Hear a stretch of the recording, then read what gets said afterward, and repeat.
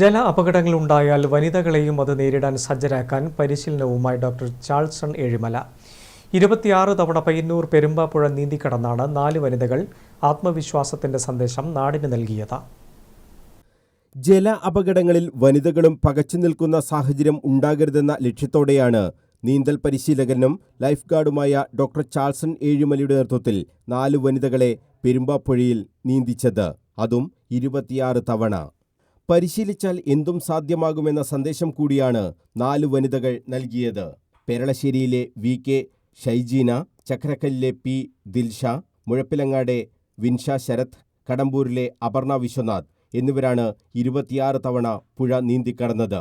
Doctor Charleson ഏഴിമലയുടെയും Kerala police coastal വാർഡനായ വില്യംസ് ചാൾസന്റെയും ശിക്ഷണത്തിലാണ് 1 വർഷം മുമ്പ് ഇവർ പരിശീലനം നേടിയത്.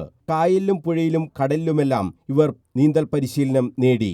ലോക വനിതാ ദിനത്തിന്റെ ഭാഗമായാണ് മറ്റ് വനിതകൾക്കുകൂടി പ്രചോദനമാകുന്ന തരത്തിലുള്ള പുഴ നീന്തൽ ഇവർ നടത്തിയത്. ജല അപകടങ്ങളിൽ മുങ്ങിമരണങ്ങൾ നാൾക്കുനാൾ വർദ്ധിച്ചുവരുന്ന സാഹചര്യത്തിലാണ് എല്ലാവർക്കും പരിശീലനം നൽകുക എന്ന ലക്ഷ്യത്തോടുകൂടിയുള്ള പ്രവർത്തനങ്ങൾ ഡോക്ടർ ചാൾസൺ ഏഴിമലയുടെ നേതൃത്വത്തിൽ നടത്തിവരുന്നത്. മാസ്റ്റേഴ്സ് അത്ലറ്റിക് അന്താരാഷ്ട്ര സ്വർണ്ണ മെഡൽ ജേതാവ് സരോജിനി തോലാട്ട് നീന്തൽ ഫ്ളാഗ് ഓഫ് ചെയ്തു.